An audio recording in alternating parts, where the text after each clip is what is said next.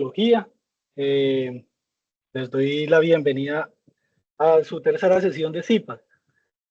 Fíjate que arrancamos con la primera sesión que hicimos fue una clase para que nos introdujimos a todo lo que tiene que ver con la toxicocinética y la toxicodinámica. Luego arrancamos con el TOT síndrome, que es el colinérgico, que fue lo que vimos la semana pasada. Hoy vamos a trabajar el síndrome anticolinérgico y es totalmente diferente a lo que vimos en la anterior clase. Entonces, en el día de hoy, pues digamos que no vamos a trabajar muy diferente.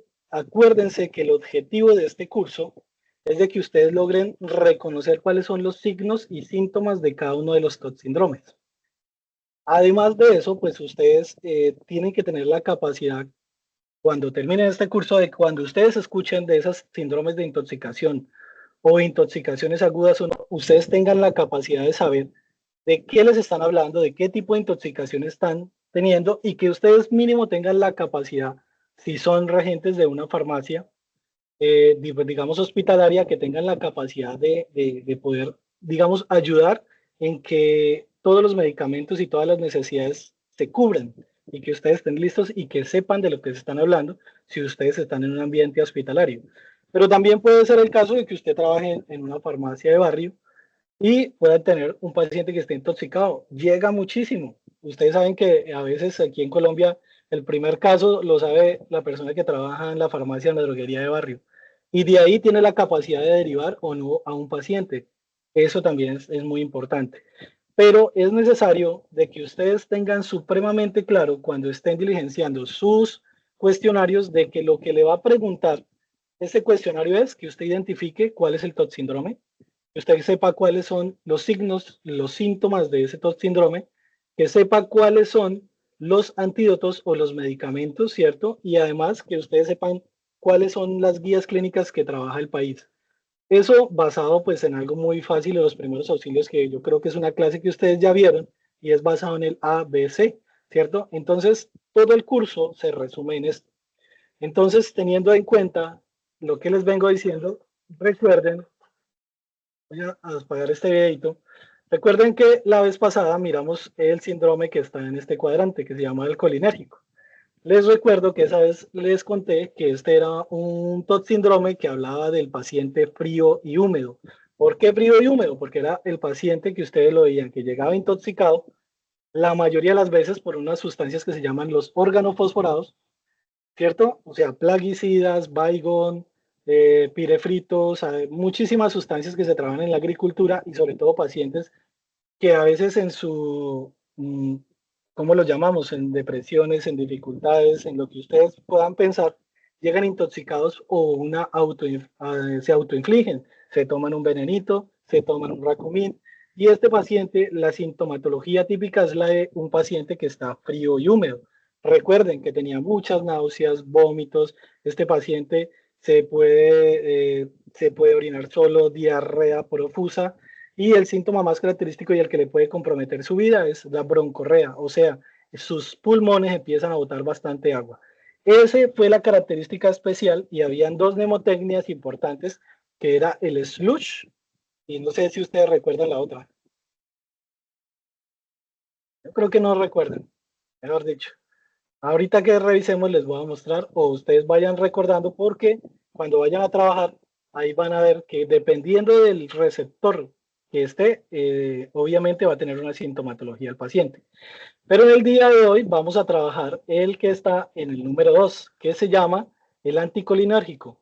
Y este paciente va a ser totalmente diferente. Este paciente ya no va a estar totalmente frío y húmedo, sino que tiene toda la sintomatología opuesta. Por eso me gusta dar esta clase así, porque dando, digamos, la fisiopatología de los dos es totalmente opuesta. Mientras aquí tenemos un exceso de acetilcolina, que es el neurotransmisor, aquí la tenemos bloqueada.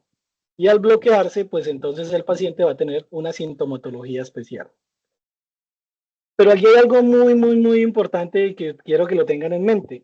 Una de los mayores casos que se pueden dar en Colombia es los pacientes que les dan burundanga, ¿sí?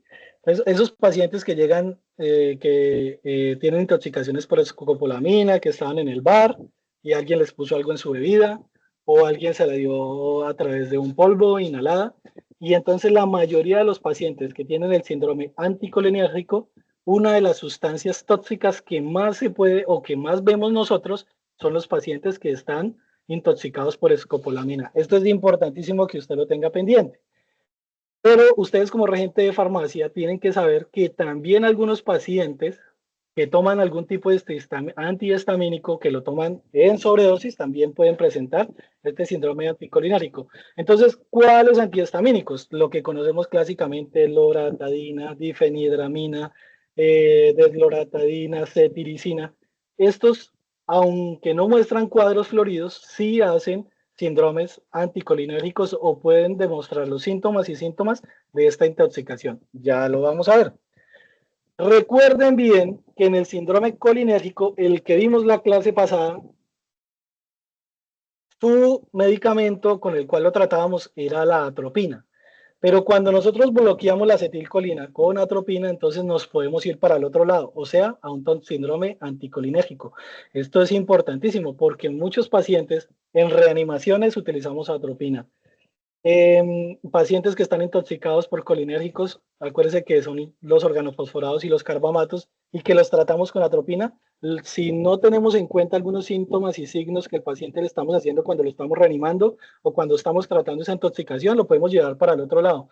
Entonces, ya no tenemos un síndrome colinérgico, sino que nos lo llevamos para otro lado. Algo muy importante, la fenotiazina, y tengan aquí en cuenta estos antidepresivos tricíclicos. ¿Por qué?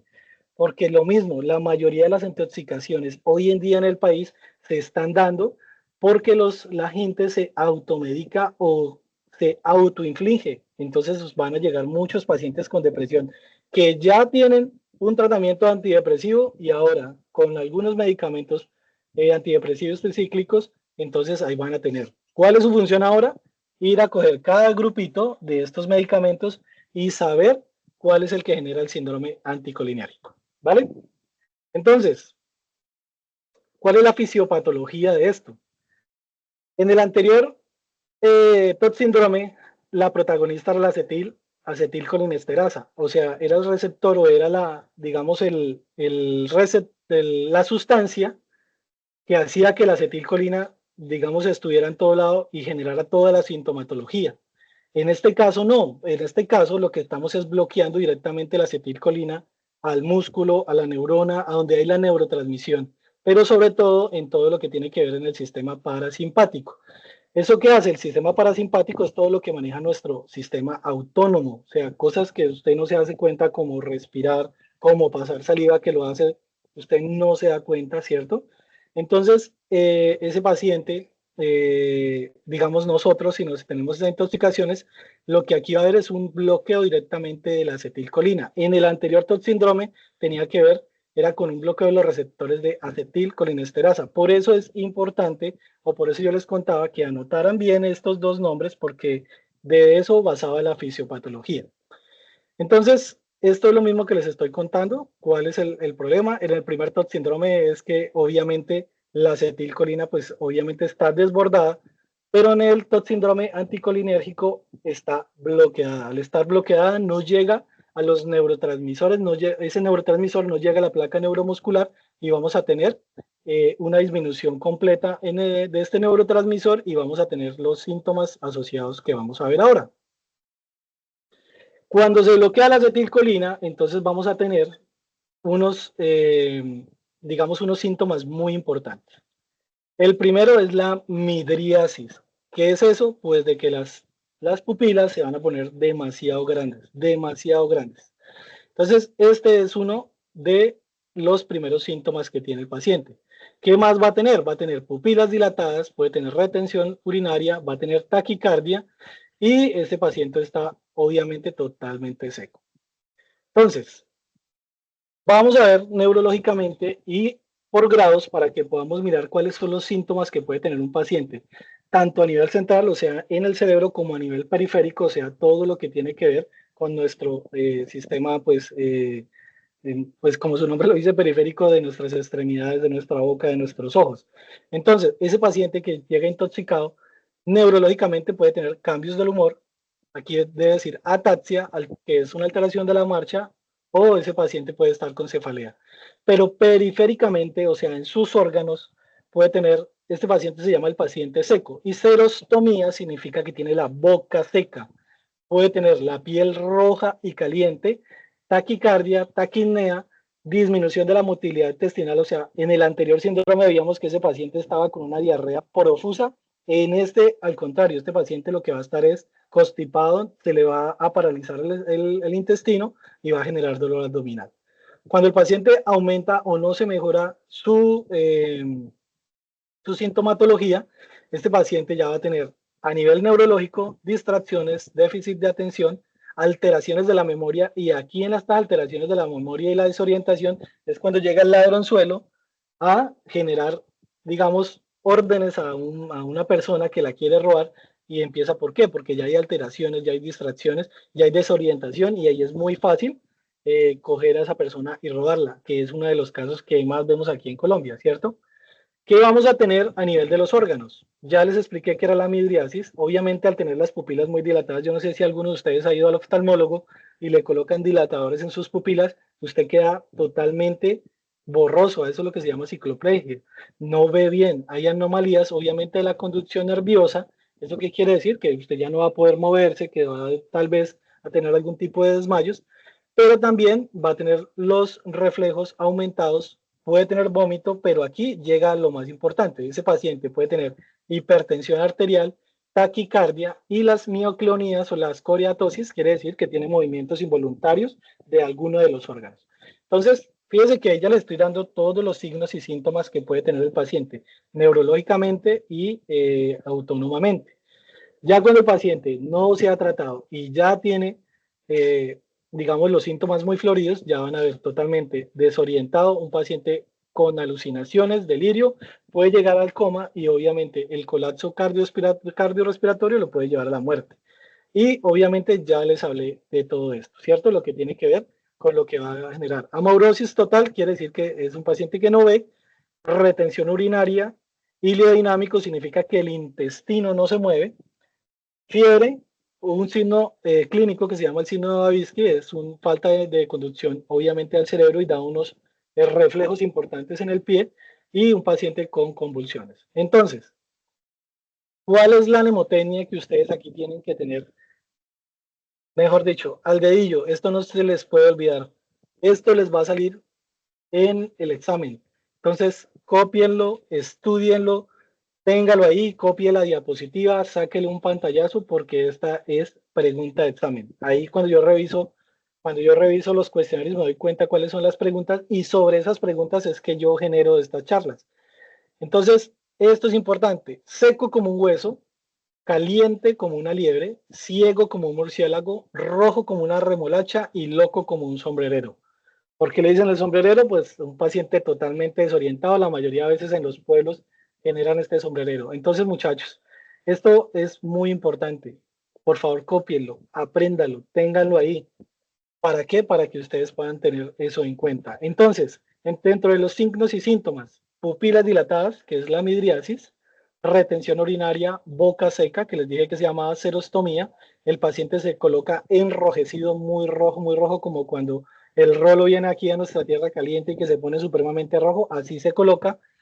Taquicardia, no hay movimiento intestinal, por eso no tiene ruidos intestinales, a todos nos suena la barriga, pero ese paciente no va a tener ruidos intestinales. Y ustedes se van a encontrar en las redes sociales, se van a encontrar en diferentes eh, libros y estas caricaturas, que una persona, cuando se estudiaban los TOT síndromes, Kloss y Bruce hacían caricaturas acerca de cómo identificar cada uno de los TOT síndromes. En el anticolinérgico, entonces hicieron esta caricatura, ustedes pueden entrar a redes, pueden revisar y ver aquí en todo lado les va a aparecer.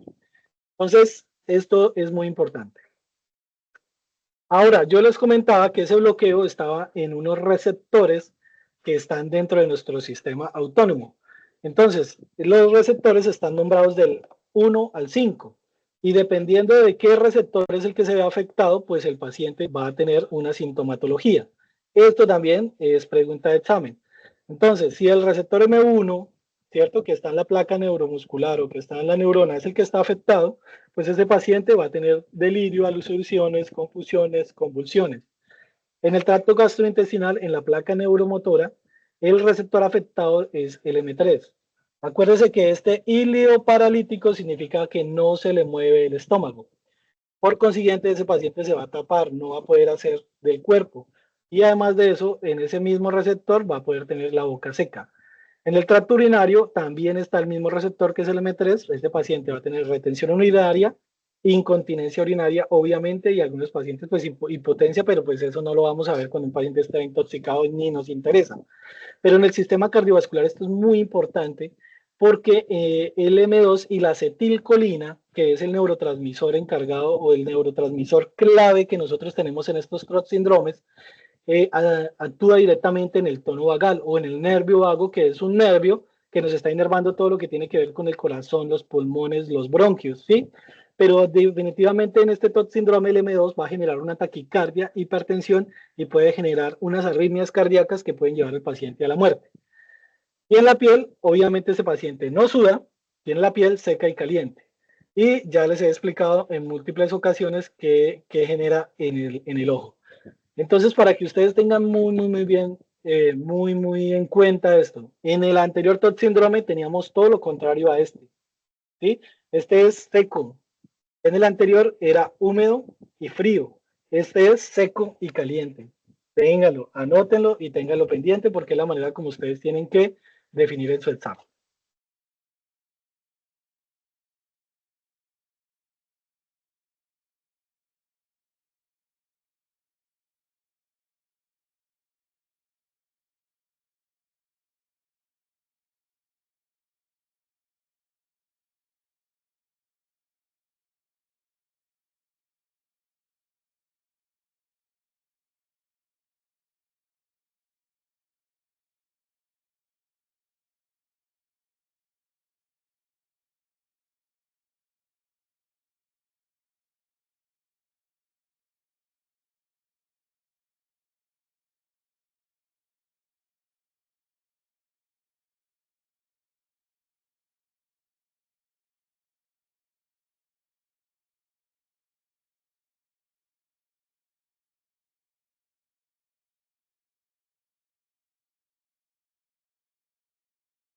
Listo. Dentro de las guías de atención o cuando llega un paciente intoxicado, recuerden en sus clases de primeros auxilios que lo primero que nosotros tenemos que verificar es esa vía aérea.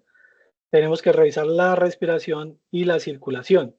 ¿Qué nos interesa muchísimo aquí en este TOT síndrome? Uno, la circulación, porque ya les conté que ese paciente puede tener taquicardia, arritmias cardíacas muy descompensadas y obviamente ese paciente puede entrar en paro respiratorio. ¿Qué nos importa mucho? Las alteraciones del estado mental. ¿Por qué? Porque en todas esas intoxicaciones y sobre todo en la escopolamina, pues el paciente va a llegar obviamente delirando, confuso. Usted va a tener un paciente agitado en el servicio de urgencias.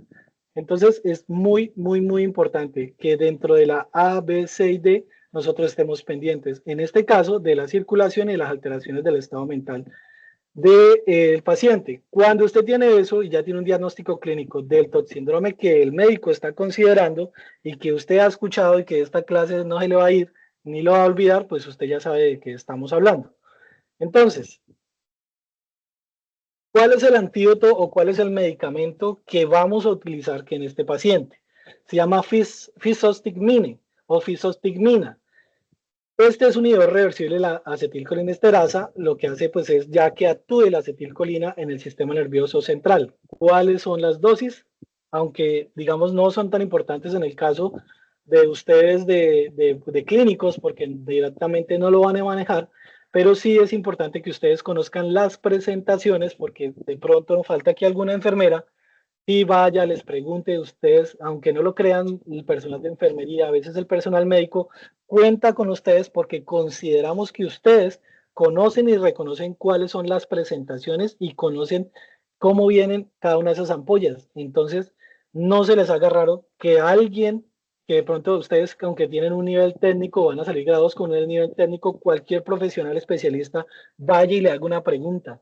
Porque pasa, todos los días lo vemos. Hasta yo muchas veces voy a donde mi regente de farmacia que tengo en el hospital y le hago determinadas preguntas. Y qué bueno que ustedes, pues, obviamente estén ahí. Fíjense lo que pasaba en el país. En el 2023 no teníamos estaba desabastecida. Ya creo que hay niveles aquí en el país, pero muchas veces por eso también es importante que dentro del seguimiento de la farmacovigilancia, pues ustedes tengan en cuenta este tipo de cosas.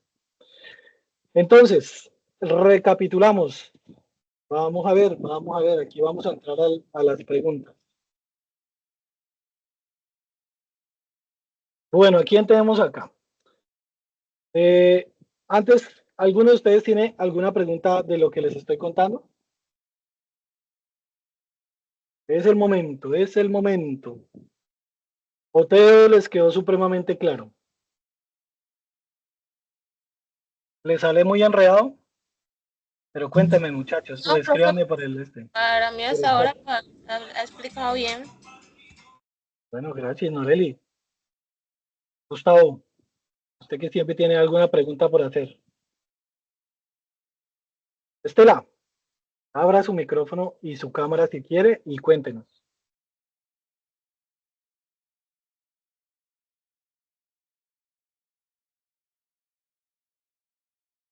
Voy a dejar de grabar por acá.